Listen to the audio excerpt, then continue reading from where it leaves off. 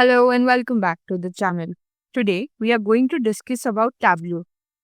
So Tableau isn't just pretty charts, it's a carefully engineered system to make data intuitive. But how does it really work? Let's dissect the theory most courses ignore. Now let's take a quick difference between self-service analytics versus traditional BI tools. Traditional BI tools required specialized IT teams to extract, transform, and load. That is the ETL process for the data before generating the reports. Tableau revolutionized BI by introducing self service analytics, which allows business users to explore and analyze data without deep technical expertise. So, these are some of the differences that you can have a look at when you compare self-service analytics versus the traditional BI tools. Tableau empowers business users by reducing the dependency on IT teams while still maintaining enterprise-grade security and governance. That is the major benefit of Tableau over the traditional BI tools. Now, VisQL. This might sound quite absurd, but it stands for Visual Query Language. It is the Tableau's core engine enabling users to create visualizations without writing SQL queries. How does it work? So it works simply by drag and drop interface, and it automatically translates these actions into optimized SQL or MDX queries. And instead of writing the code like you did in SQL, Tableau's engine abstracts complex query logic and returns visual results instantly.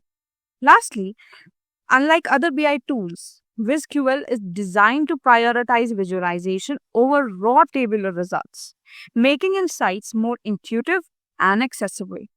So the approach allows Tableau to offer faster query execution and better performance optimization compared to the traditional SQL-based tools.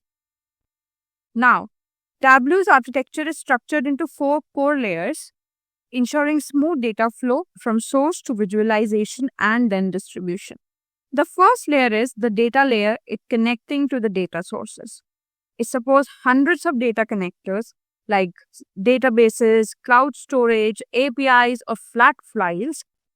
It offers 2 modes, live and extract, to optimize the performance.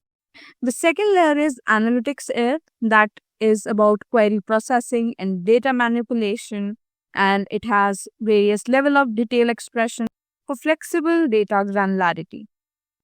The third layer is visualization layer, that uses the VisQL to generate graphical representation and has a show me panel which suggests the best visualization type based on the data structure you are using. The fourth layer is the distribution layer, that is about sharing and collaboration. And you can have your dashboards and reports published to Tableau Server, Tableau Online, and Tableau Public. Users can interact with dashboards via desktop, web, and mobile devices. The end-to-end architecture ensures that users can seamlessly connect, analyze, visualize, and share data without needing additional tools. Now, let's understand what is live versus extract connections in Tableau.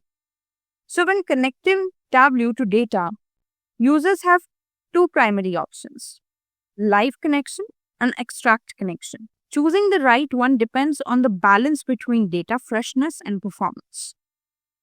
So when it comes to live connection, it establishes a direct link to the data source. Every interaction in Tableau queries the underlying database in real time. And it is ideal for frequently updated data and use cases where data freshness is very critical.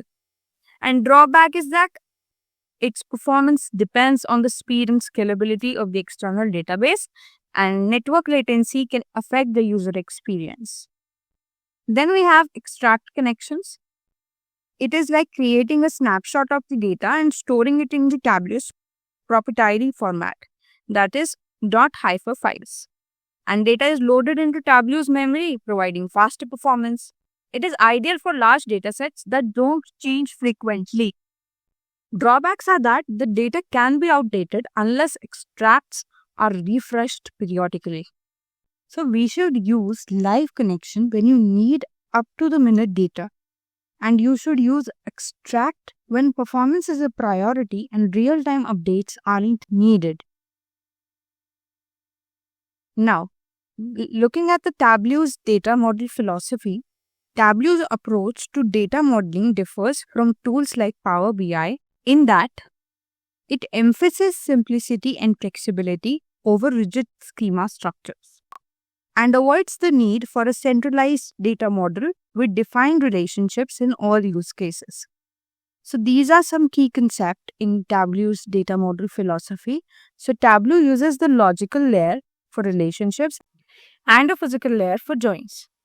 So for relationships, it is recommended for combining tables that are at different levels of detail. It maintains granularity and reduces data duplication. When it comes to the physical layer for joins, it uses tightly integrated data sets, and there is more control over how rows from different tables combine, but can cause data duplication if it is not handled properly. This dual layer design gives users more flexibility to connect disparate data sets without breaking granularity or accuracy. Now, data preparation. So before data is visualized, it often needs to be cleaned or reshaped. Tableau provides its own tool for this, Tableau Prep. It is a visual flow-based tool for cleaning and shaping the data. It enables tasks like filtering the rows, splitting the columns, pivoting and aggregating, and creating calculated fields. It is specifically designed for the non-technical users who want to prep data without coding.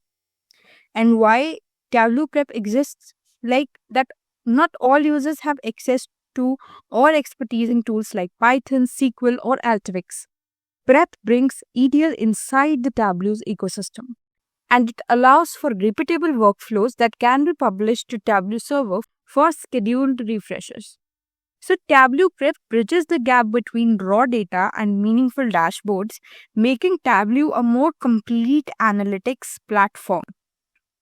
So now we will explore the science and cognitive theory behind Tableau's visualization approach. It's not just about plotting the data. It's about how the human brain processes visual information. And Tableau is designed with these principles in mind. The Show Me panel in Tableau isn't random. It uses algorithmic logic to recommend the most effective chart types based on the number of dimensions and measures, data types, either categorical, numerical, geographical, or any other, and cardinality, that is the number of unique values in your dataset. For example, one dimension and one measure can be best represented using a bar chart.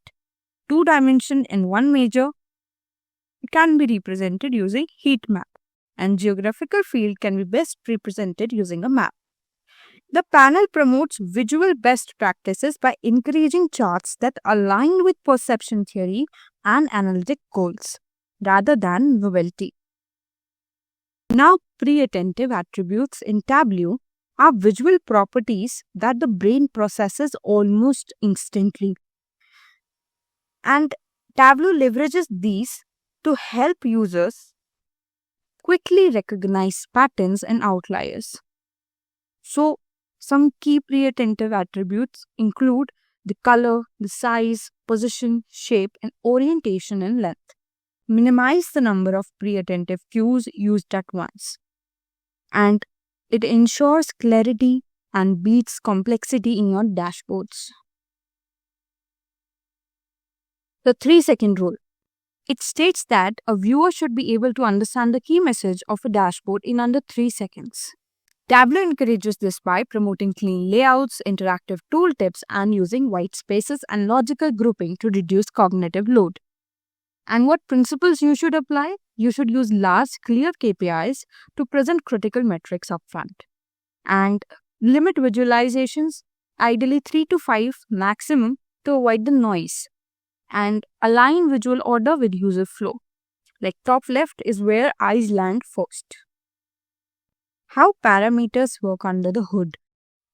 Parameters in Tableau are dynamic placeholders that allow users to input or select values which then influence calculations, filters, and visualizations. So, parameter is not tied into a specific field. It's a stand-alone input control.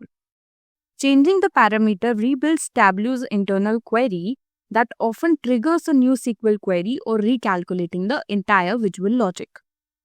So they can be used when you are switching between measures or dimensions, switching among different aggregation levels, or between dashboard views dynamically. For example, if we take a use case, a user selects a sales region via parameter.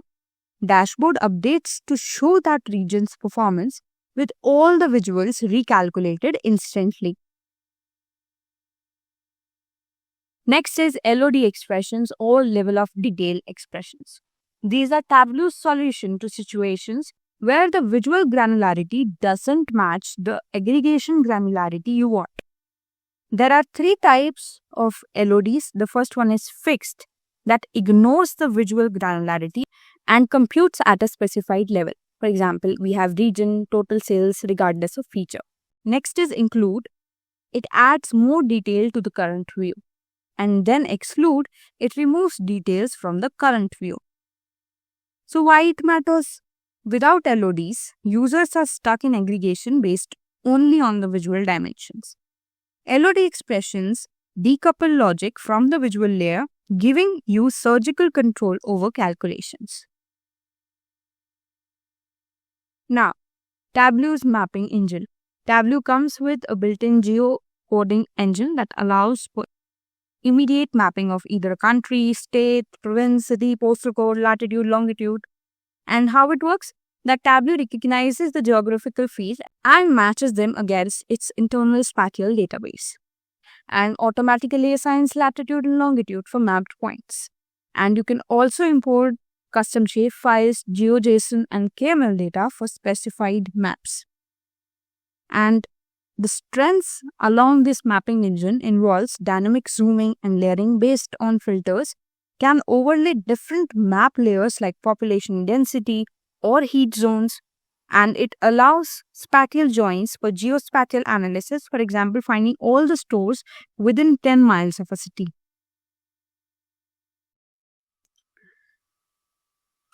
The hierarchy of actions. So Tableau provides a suite of dashboard actions that allow user-driven exploration. Understanding the type of action and their ideal use case is key for interactive dashboard design. So the first one are filter actions. When user click an element, for example a path, it filters another chart or sheet based on this selection. It is useful for creating master detail layout and can be set to filter across dashboards or just within the same sheet. Then we have highlight actions. It highlights related data without filtering it out. Then we have URL actions. It opens external websites or documents when triggered. Layer your actions in logical hierarchy. Start with filtering, then highlighting, and then linking. So the user always knows what will happen on the click or hover. Now, how responsive layouts actually work. Tableau dashboards can be customized for different devices like desktop, tablet, and mobile using its device designer feature. How it works, that it allows custom layouts for device type and not just scaling but recognizing the elements. It has a very layout specific viewport detection, and device layouts can be used to rearrange the visuals and simplify visuals for smaller displays. While making responsive layouts for different designs, you should follow a design strategy that involves prioritizing key KPIs or summaries on your mobile. Reduce interaction complexity and test each layout separately using the preview feature. The 3-click rule for user experience. Inspired by web UX design, Tableau dashboard should follow a 3-click rule. User should reach any key insight or view within 3 interactions or fewer. So why it matters? It reduces cognitive friction and prevents users from getting lost in filter layers or nested sheets, and encourages purposeful layout planning. The best practices involves use navigation buttons or menu sheets, limit excessive filtering chains, and provide visual cues like icons, labels, guided text. etc. Now, let us look at the real world examples how Netflix uses Tableau. So, the use case Netflix used Tableau was for content performance analysis, personalization analytics, and operational dashboards. So, when it comes to content performance, they use Tableau dashboards to analyze how shows perform across regions, time, and demographics. Whereas for personalization, data teams monitor how different thumbnails, preview videos, and recommendations impact the user engagement. Lastly, for operational dashboards, internal teams track customer service metrics, streaming outages, and infrastructure performance. Netflix emphasizes visual narrative and minimalism, making dashboards that are easy for non-technical executives to understand quickly. The future of Tableau with AI/ML integration. Tableau is evolving with smart analytics and augmented intelligence features. You can just ask your data. It allows users to ask natural language questions and very useful for business users that have no technical skills.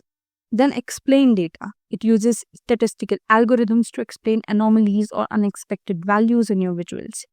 And it empowers analysts to discover root causes without building new calculations. Lastly is Einstein Discovery integration via Salesforce. It is a predictive modeling inside Tableau dashboard. It helps users uncover patterns and forecast trends without switching tools. Tableau is positioning itself not just as a visual analytics tool, but as a smart data assistant for all levels of users, irrespective of their technical knowledge or expertise. So that's all about the discussion on Tableau, and I hope you found this video helpful. And if so, then don't forget to give it a like, subscribe to the channel to help us grow, and don't forget to share it with your friends as well. And I will see you in the next video. Till then, happy learning.